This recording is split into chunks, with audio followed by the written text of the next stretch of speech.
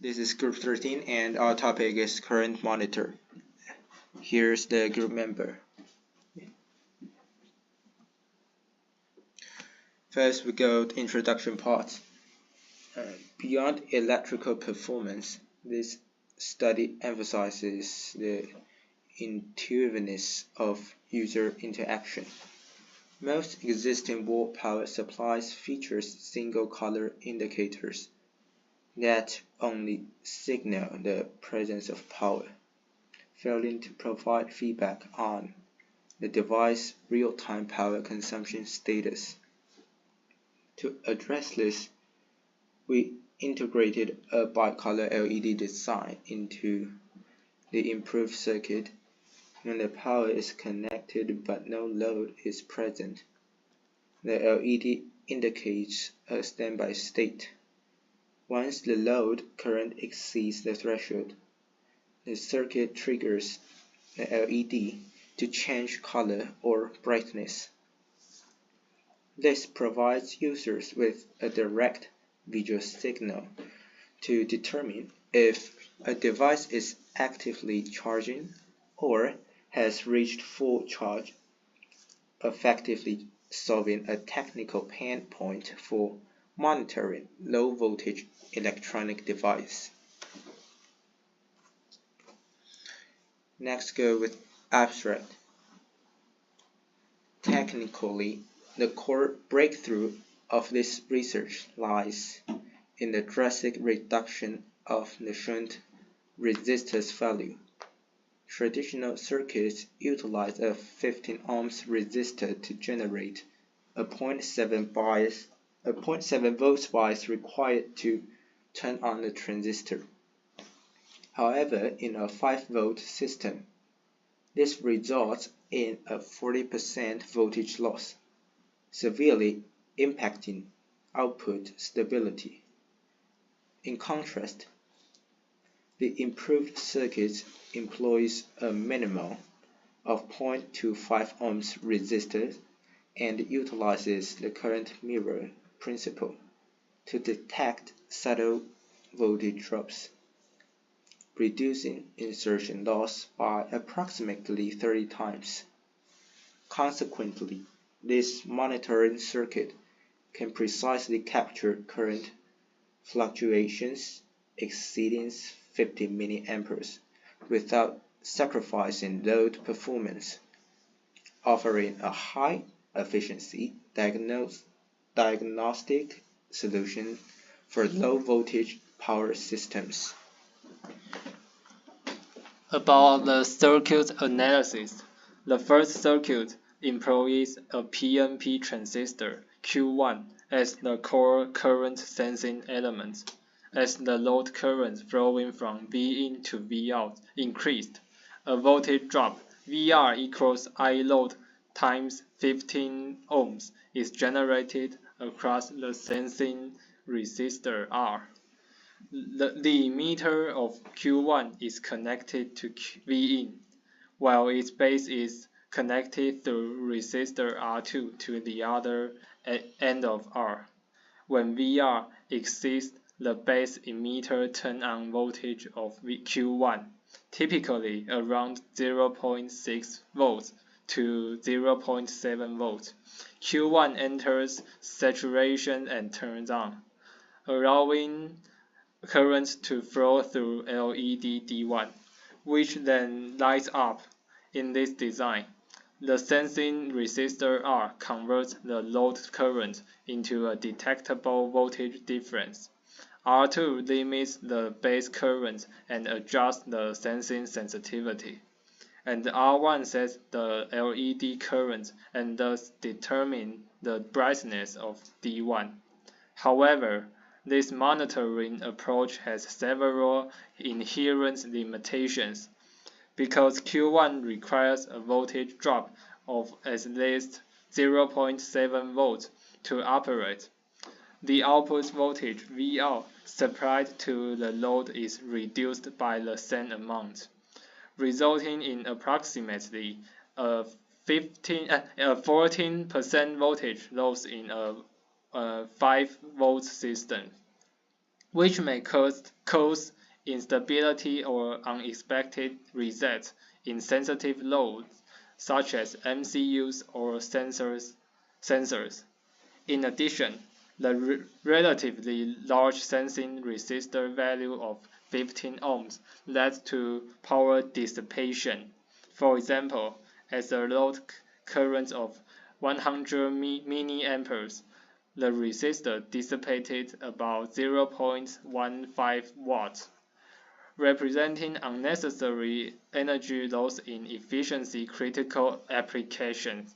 Furthermore, when VR is close to but below the turn-on threshold, Q1 operates in the active region rather than saturation, causing LED to appear dim or flicker, which makes the current threshold ambiguous and prevents the circuit from providing a clear digital on or off indication.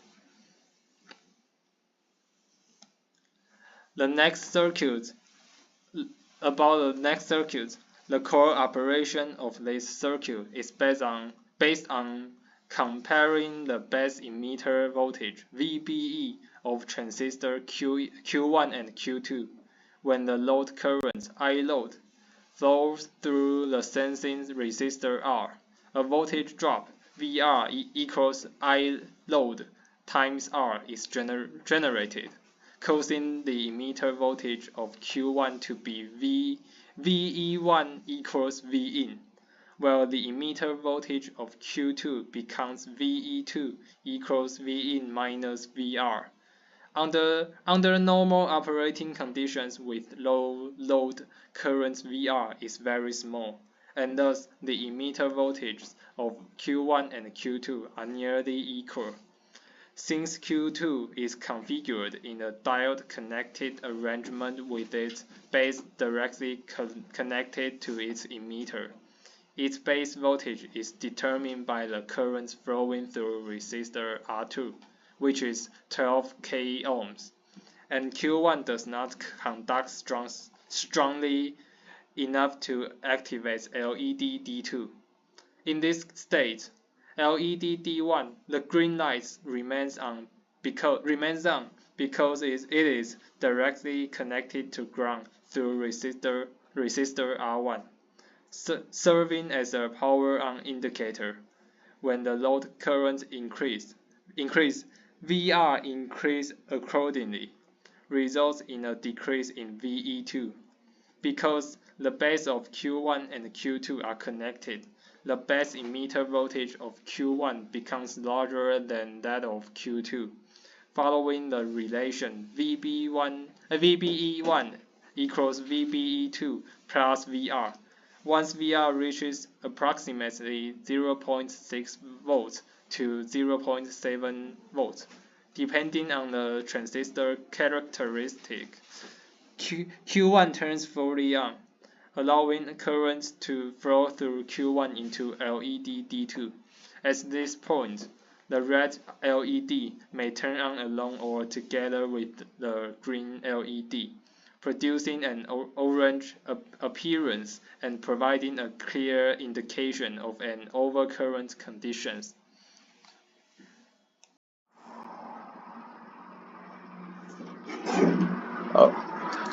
We use LTSpice to test our design. We didn't just want to do math on paper, we wanted to see the real behavior of the component. Our goal was to compare two designs, the old design versus our new design. We wanted to prove with data that our new design is better. First, let's analyze the old design. Please look at the current. The blue numbers are the node voltage, calculated by the simulator. Look at the input voltage. It is exactly 5 volts. Now look at the base of the transistor. The simulator shows 4.21 volts. And look at the emitter volt. After resistor R1, it is 3.33 volts. What does this tell us? It tells us that there is a huge voltage drop across the sensing resistor R1. The simulation proved that for the circuit to work, we are losing 1.67 volt just to turn on the LED. This voltage drop is wasted energy. This proved numerically that the old design is very inefficient. To see more clearly, let's look at the DC switch graphic. The X is the input voltage. The Y is the LED current. Please look at the start from 0 volt to about 1.8 volts. Do you see this flat line? The current is 0. This means the circuit is completely dead at low voltage. This confirms what we saw in the previous slide. This transistor needs a large voltage drop to work up. This creates a big dead zone. If your load current is small, the switch stays off. The old design is blind to low current. Now let's move to our new design, the current mirror. This is the most important part. Please listen carefully. Please look at the blue number again. Look at Q1 on the left. The emitter is connected to 5 volts. Now look at Q2 on the right. The simulator shows the emitter is at 4.998 volts. Do you see the difference? The difference is only 2 millivolts. So what is the role of Q2 here? Q2 acts as a reference. It sets the base voltage. Now here is a critical point. Some people think this is a current mirror that copies current. The answer is no. For a current mirror, the base emitter voltage VBE must be the same. But look at the number. Q1 is at 5 volt. Q2 is at 4.9898 volt. That means VBE of Q1 is larger than Q2. Because of this little difference, Q1 doesn't copy the current. Instead, it amplifies this difference exponentially. Q1 tries to push much more current than Q2. Finally, let's look at the waveform to verify this. Please follow the black line. This is the current of Q1. You may ask the very important question. If Q1 follows the exponential law, why is this line straightly? Why isn't it stepped like a rocket? The answer is saturation and resistor limitation. This simulation proves that Q1 turns on so hard that it acts like a closed switch. Q1 is now fully saturated. So what limits the current? It is limited by the external resistor R1. The transistor wants to give more current, but the resistor says stop, cannot take anymore. So this straight line actually shows almost low. Now, not the transistor crew. This confirms that our circuit acts as a robust digital switch, not an amplifier. In conclusion, the LT Spice simulation proved two things. 1. High sensitive. The old design wants 1.67 volts. Our design worked with just 2 millivolts. 2. Fasting switching. The waveform shows that Q1 enters saturation immediately. limited only by the resistor. This confirms that by using the physics of matching transistor, we have built a smarter, more efficient circuit.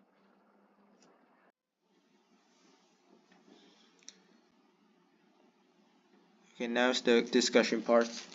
The primary focus of this discussion is the critical trade-off between current sensing sensitivity and the preservation of output voltage integrity. In the traditional configuration, the PNP transistor requires a base emitter voltage of approximately 0.7 volt to reach conduction. To achieve this at low current levels, a high resistance 15 ohms shunt is necessary, which unfortunately results in a significant voltage drop up to 15% with a 5 volt system.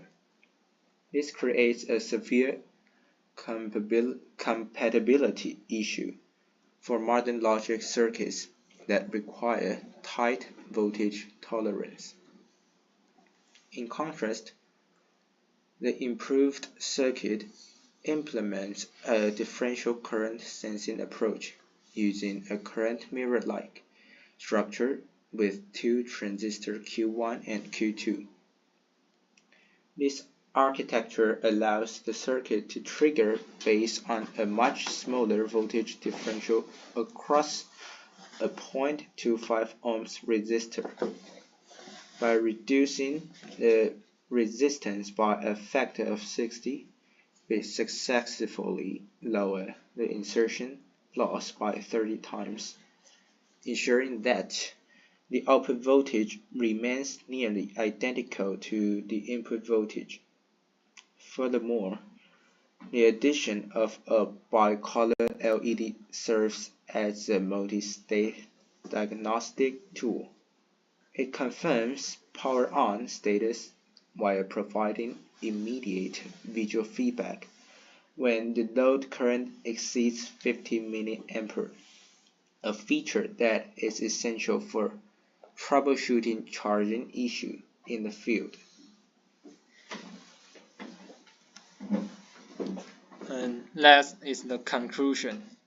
This design offers an advantage over traditional wall plug power supplied by providing real-time load status indicators that enhance both operational transparency and safety. While the first circuit successfully used load current to control the LED switch, the resulting voltage drop significantly compromised the stability of the load. Conversely, the second circuit successfully addressed this issue, ensuring a stable and efficient power delivery. Final simulation results confirm that the improved design maintains exceptional precision and reliability across a broad operating range of 3 volts to 9 volts, establishing it as the superior and the most feasible solution for modern power monitoring applications.